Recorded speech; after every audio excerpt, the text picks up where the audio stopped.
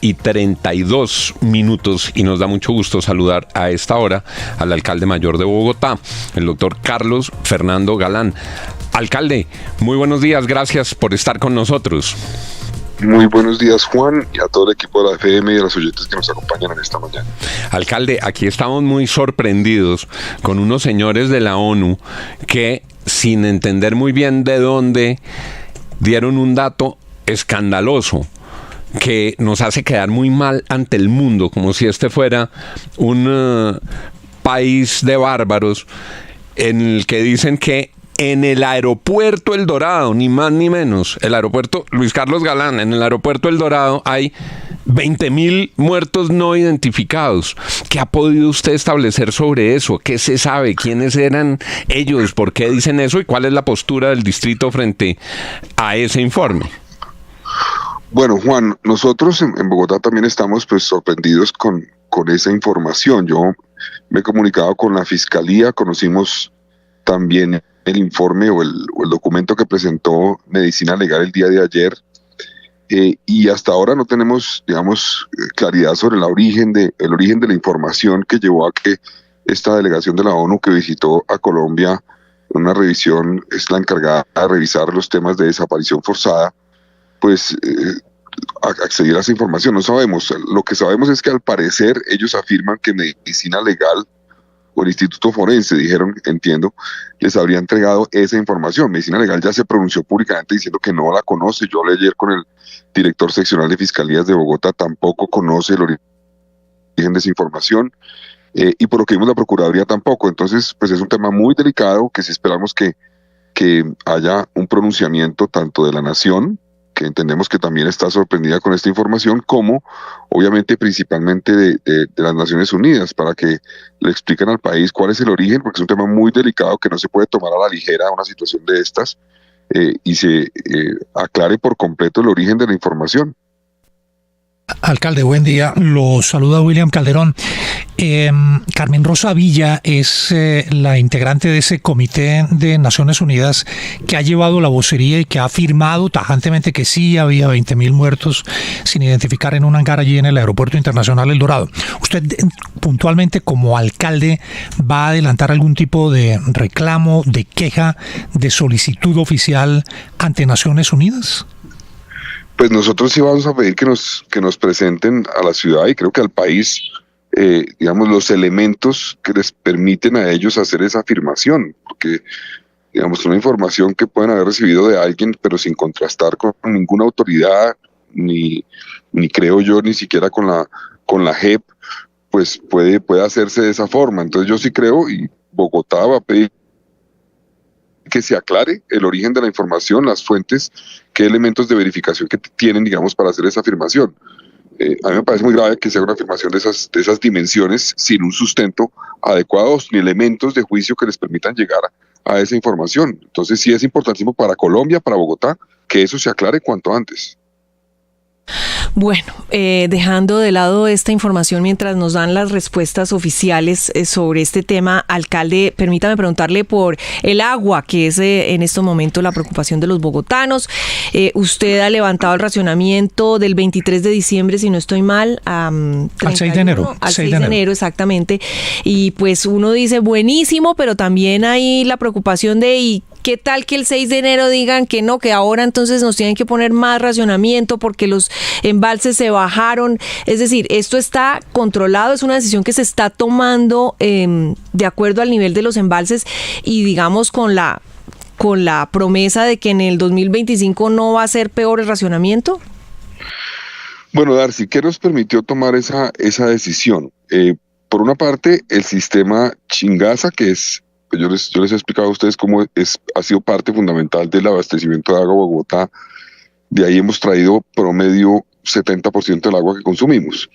Ese sistema en este momento tiene alrededor de 21 millones de metros cúbicos de agua adicionales a los que tenía en la misma fecha del año pasado, el 5 de diciembre del 2023. Eso pues es un volumen significativo que nos permite tener agua, digamos, sin ningún tipo de afluencia en el sistema Chingaza por cerca de 180 días, más o menos, para que se hagan una idea.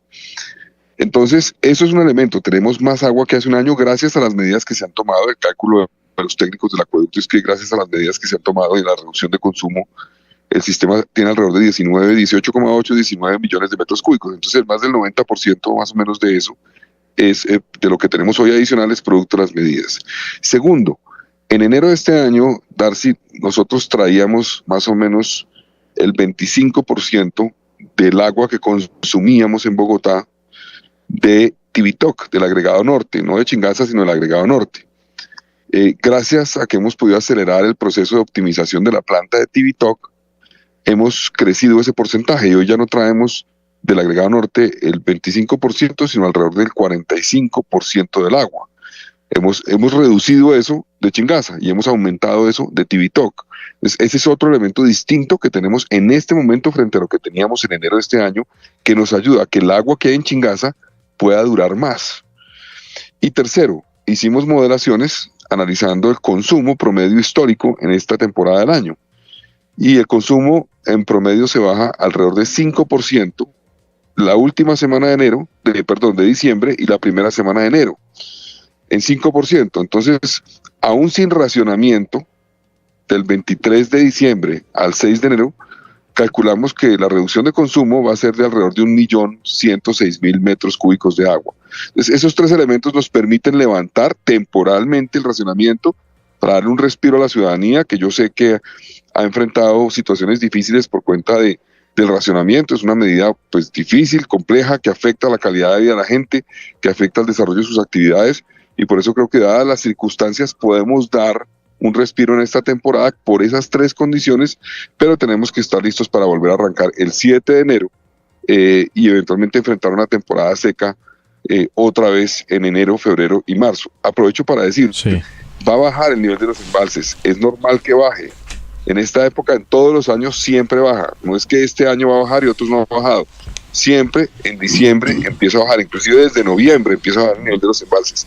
Pero tenemos esos tres elementos que nos permiten enfrentar lo que va a venir este mes y lo que vendrá los primeros meses del año entrante. Alcalde, el otro tema que le preocupa mucho a los ciudadanos hoy en Bogotá es el pico y placa, y es que mucha gente sale de Bogotá en estas fechas, el 23 para pasar el 24 en otra región, en otra ciudad del país, y lo mismo el 31, y pues hoy se van a ver enfrentados a que no pueden sacar el carro. ¿Qué le dice usted a esos ciudadanos, o va a haber alguna modificación para que puedan hacerlo? Hay una norma, digamos, que establece que se levanta normalmente el pico y placa en esas fechas, después, digamos, de la Navidad y la primera semana de enero.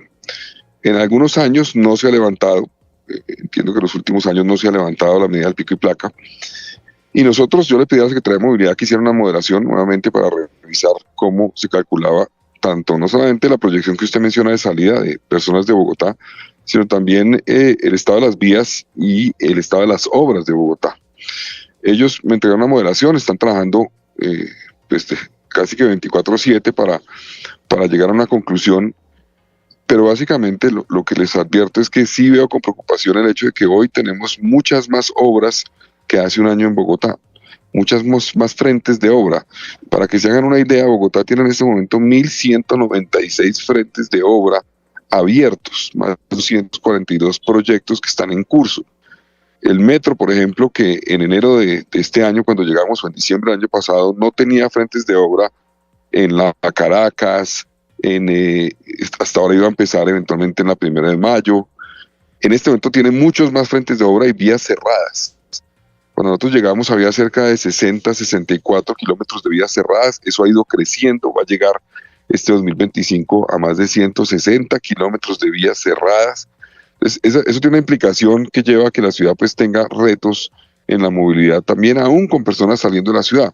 Para que se hagan una idea, el metro, por ejemplo, va a pasar la avenida Guayacanes con el viaducto en la última semana de diciembre, y para eso implicará cierres viales en la avenida Guayacanes, que ustedes saben la cantidad, digamos, de viajes que mueve la avenida Guayacanes entre Kennedy y Bosa, pero tendremos que hacer cierres para poder garantizar que la obra pueda continuar, y eso tiene una implicación en la movilidad. Entonces, si uno levanta el pico y placa, que esperaremos las modelaciones que me entreguen en estos días para definir, puede haber un riesgo de que se obviamente se afecte muchísimo también la movilidad por cuenta de las dos cosas.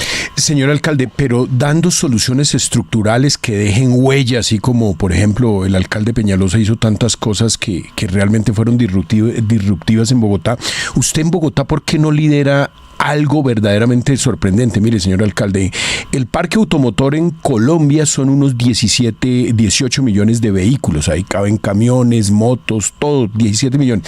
El 30% circula en Bogotá, es decir, más o menos 5 millones y medio de todos estos vehículos. Eso es más o menos una matemática rápida para exponerle la idea. ¿Por qué no avanza en el tema de que los más destructores de la red de vías de Bogotá, donde más circulan carros con otras placas de otros municipios, de otras ciudades que pagan impuesto de movilidad en esas ciudades? ¿Por qué Bogotá no lidera que el pico y placa se concentre en carros no matriculados en Bogotá, que se hagan unos convenios? Usted ha visto que todas las volquetas pesadas tienen placa de Cota, de Envigado. Las grandes cementeras tienen los parques automotores, destruyendo y haciendo tacos en Bogotá y pagando la movilidad en otras ciudades. ¿Por qué Bogotá realmente no lidera una gran revolución que es la movilidad con carros propios de la ciudad y hacer convenios con otras ciudades?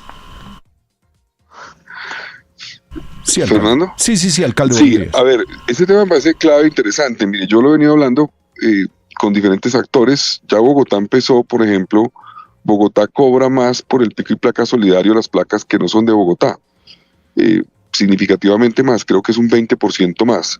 Y creo que sí tenemos que avanzar en una figura que permita que los carros que circulan en Bogotá pues sean los que tengan eventualmente o tengan, digamos, mayores beneficios los que están matriculados en la ciudad. Eso ya existe, hay que tal vez avanzar en ello y hay que dar un diálogo regional. Estamos trabajando con la región, con el departamento, con Soacha ya, eso es un avance importante y creo que hay que construirlo. Históricamente ha habido una especie de canibalismo tributario en la región que ha llevado a que promuevan que se vaya un vehículo para un sitio, para otro sitio, para que pague el impuesto vehicular en otro lado, pero circule, por ejemplo, en Bogotá. Y eso me parece que ha sido nefasto, porque necesitamos es trabajar en conjunto, entre todos, para ver cómo entre todos nos ayudamos, porque, por ejemplo, la región tiene que resolver el problema de movilidad de manera conjunta, y por eso con el gobernador estamos avanzando en garantizar que se haga el puente Tibanica, que va a conectar, por ejemplo, la ciudad de Cali con la avenida Terreros en Soacha, y abrir una nueva entrada a Bogotá. Eso es que la ciudad de Cali llegue a Soacha y libere una parte de la presión que hay sobre la autopista sur. Lo vamos a hacer con el gobernador y con el alcalde de Soacha. Vamos a abrir esa nueva entrada y vamos a trabajar para que llegue también Transmilenio a esa zona de Soacha y de una vez avancemos en que el transporte masivo acceda a más pasajeros. Estamos trabajando en la posibilidad de ampliar la 80 también, para llegar eventualmente hasta Siberia con Transmilenio. Eso sería una alternativa importante. La entrada, por ejemplo, en Subacota, la vamos a construir, está en mi proyecto de plan de desarrollo que fue aprobado por el Consejo, y es una entrada adicional a Bogotá. Ese tipo de cosas hay que hacerlos. Ahora, también una cosa que aprovecho para mencionar con su pregunta, soluciones estructurales es mejorar el transporte público. En este momento estamos construyendo el metro y va a estar listo en 3 años largos. Esos son 24 kilómetros de transporte masivo que van a mover 1 millón de pasajeros. Estamos trabajando para entregar al año entrante 7 kilómetros de Transmilenio nuevos, que son la ciudad de Cali, y 17 kilómetros nuevos de Transmilenio en el 2027, es decir, y 4 kilómetros que entregaremos de la troncal Caracas nuevos en enero del próximo año. Es decir, en este gobierno vamos a entregar cerca de 28 kilómetros nuevos del sistema Transmilenio. Eso es pasar de 114 kilómetros a 143 kilómetros más o menos de Transmilenio, es decir, la ampliación más grande del sistema de transporte de Transmilenio desde que se construyó la primera fase. Eso sumado al metro es parte de la solución estructural que tiene que tener Bogotá, es garantizar que nos movemos mejor. Nunca vamos a tener suficientes vías para mover a todo el mundo en carros, nunca, eso no va a pasar. Tenemos que tener transporte masivo y mejorar obviamente las vías, porque también ahí faltan vías, faltan las entradas que le menciono, faltan algunas vías fundamentales. La Boyacá, por ejemplo, vamos a entregar ahora en diciembre, la Boyacá de la 170 a la 183, son 8 carriles. Es un proyecto que fue parte de la valorización del alcalde Petro, 2013, imagínense ustedes, hace 11 años, se le cobró luego a la ciudadanía y hasta ahora se va a terminar, la recibimos apenas en un 40 y pico % de avance, la entregamos ahorita en el mes de diciembre. Tenemos que avanzar que esa vía continúe como está pactado en Lagos de Torca. En fin, yo creo que esas son soluciones estructurales, pero eso hay que combinarlas con cosas como lo que usted menciona, ver cómo logramos un tema de que los carros que en promedio circulan en Bogotá sean los que tengan menores restricciones, por una parte, y que avancemos en una cosa, que ya está trabajando movilidad en eso, pero no es cuestión del próximo año todavía, y es modelaciones de pico y placa o de restricciones o de cobros por congestión, pero zonales. Hay zonas que tienen mayor demanda, mayor problemática que otras. Señor alcalde. Alcalde, le saluda Juan Carlos Iragorri. Quiero cambiarle de tema y preguntarle por la inseguridad. No ya por el caso, por ejemplo, del restaurante Masa, que volvieron a llevar a cabo un atraco ahí. Es la tercera vez en varios meses, un restaurante en el norte de Bogotá, y eso les debe pasar a muchos otros restaurantes en la ciudad. Sino quiero preguntarle por las cifras. Uno ve las cifras de delitos de alto impacto que llaman, y entonces entre enero y septiembre hubo en Bogotá 863 homicidios. Hubo hoy un aumento de casi el 9%, un aumento en el mismo periodo con respecto al año pasado en lesiones graves de casi el 20%. No le voy a preguntar si usted cree que está fracasando su estrategia, porque ahí están las cifras. La respuesta está clara. La pregunta que le quiero hacer es, ¿no es hora de que cambie de estrategia a ver si funciona?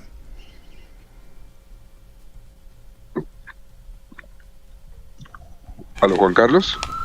Sí. Sí, lo oigo. Sí, bueno, a ver, le cuento. Mire, nosotros llegamos a cambiar la estrategia que venía de atrás. Digamos, nosotros veníamos con un crecimiento en varios delitos en Bogotá, por ejemplo, la extorsión, un crecimiento del sicariato de los últimos años significativo. Y digamos, las cifras hay que mirarlas en su conjunto. Por ejemplo, el hurto, según cifras oficiales en Bogotá, este año llevamos a 30 de noviembre 120.894 hurtos. Obvio, eso es muchísimos hurtos. Pero el año pasado hubo 146.000.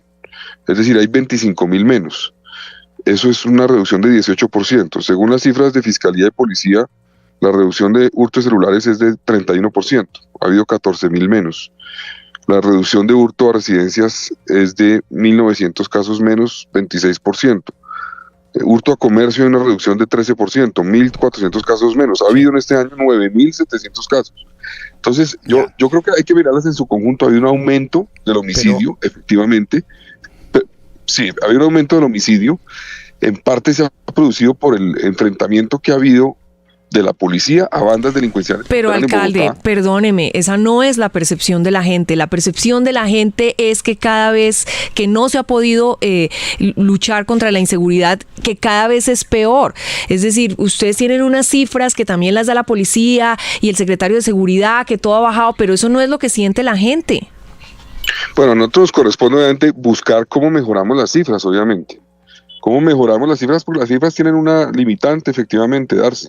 Tiene una limitante que depende de las denuncias de la ciudadanía. Siempre, dependían el año pasado y dependían este año también de las denuncias. Nosotros nos hemos dedicado a denunciar, a pedir que se denuncie y a pedir a la gente que denuncie cada vez más. Por ejemplo, en extorsión, que hay un aumento este año, ese aumento al mes de mayo era de más de 115%, se ha reducido desde ese momento, ya está alrededor de 80%, 70%, ha empezado a bajar. Pero en parte lo que estaba pasando en Bogotá es que no había información de los casos porque la gente no denunciaba. Y mucha gente aún hoy no denuncia, es víctima de delito y no denuncia. Y eso es fundamental. No es que sea el elemento, digamos, sine qua non, va a haber una investigación. Puede haber y debe haber investigación de los casos aún sin denuncia, pero muchas veces sin la denuncia no conocemos qué se robó, qué fue lo que pasó, y es más difícil llegar eventualmente a una conclusión. Entonces yo creo que en el tema de seguridad, efectivamente tenemos un reto en el tema de homicidio, por ejemplo. Lo que está pasando a nivel nacional nos afecta. Bogotá no es una isla, digámoslo así. El hecho de que tengamos hoy la mayor capacidad de producción de cocaína de Colombia en la historia afecta a una ciudad como Bogotá y afecta a los centros urbanos, donde las bandas criminales que se nutren de ese combustible que es la droga para actividades criminales, pues han ganado en capacidades operativas y eso ha sido un reto para enfrentarlos. Pero estamos trabajando en revertir esa tendencia. Ya tenemos una preaprobación, digamos, en primer debate del primer presupuesto que es presentado por nosotros, por Bogotá, en este gobierno, porque el presupuesto del 2024 era un presupuesto que venía de atrás, de la administración anterior, aprobado en el noviembre, diciembre del 2023, que tenía unas limitantes que pudimos mejorar algo con la armonización presupuestal, pero que ahora sí podremos aumentar. Por eso vamos a aumentar el presupuesto de seguridad en un 50%. Voy precisamente en este momento con el general Salamanca y el general Gualdrón a entregar más de 130 motocicletas a la policía, vehículos y herramientas tecnológicas, y van a llegar cerca de 235 auxiliares, 130 auxiliares y 235 patrulleros nuevos hoy a Bogotá, que van a reforzar el esfuerzo de la Navidad. En total, en el último mes hemos logrado tener un aumento cercano a los 1.000 efectivos de la policía, y eso nos va a ayudar a enfrentar de manera más efectiva esos retos. En el caso, por ejemplo, del restaurante que ustedes mencionan, son 2 casos este año, el otro fue el año pasado. Hubo un esfuerzo del restaurante, hubo una presencia policial, la gente lo veía, la gente me mencionaba, pero ¿cómo? En esa zona había una patrulla, y sí. Sin embargo, en este caso aprovecharon tal vez una ventana de oportunidad que tuvieron y fueron directamente a robar a una persona, al parecer en los indicios que tenemos, por el tema del reloj. Es decir, no fue una entrada a robar indiscriminada, sino que iban dirigidos. Eso nos obliga a trabajar mucho más para que esos robos, por ejemplo, de relojes de alta gama, que ya llevan varios años ocurriendo en varias ciudades de Colombia, incluido Bogotá, pues tengan una solución definitiva y capturemos a esas bandas que operan en ese sentido. Pero obviamente yo soy consciente de que falta mucho más, lo estamos haciendo y vamos a poder entregar resultados. Eso no se resolvía de la noche a la mañana, infortunadamente. O sea, quien creía que el mensaje que nosotros mandamos de que Bogotá iba a caminar segura con nuestro gobierno se iba a lograr en unos meses, pues no era así. Nosotros siempre dijimos, el reto de la seguridad toma tiempo, toma mucho tiempo, porque son estructuras criminales que se han fortalecido durante mucho tiempo, que hoy tienen más plata tal vez que nunca antes por cuenta de la droga, y eso requiere obviamente un trabajo mayor de todos, liderado por la alcaldía, con policía, con fiscalía. Pero para que se hagan una idea, este año hemos capturado 29.000 personas en Bogotá. Se capturan cerca de 90 personas diarias en Bogotá, pero eso no es suficiente. Tenemos que hacer mucho más para desarticular todas esas bandas y lograr que la gente por fin recupere esa percepción de seguridad. Son las 6:54 y le agradecemos al alcalde Carlos Fernando Galán que haya estado con nosotros esta mañana hablando sobre los 20.000 muertos en El Dorado, el pico y placa, el racionamiento de agua y los temas de seguridad. Y seguiremos muy en contacto llevándole el pulso a Bogotá y también, alcalde, trasladándole, como lo hemos hecho hoy, la voz de nuestros oyentes y las preguntas de nuestros oyentes. Gracias, alcalde Galán, por haber estado con nosotros. Muchas gracias, Juan, a usted, a todo el equipo de la FM y a los oyentes. 6:54.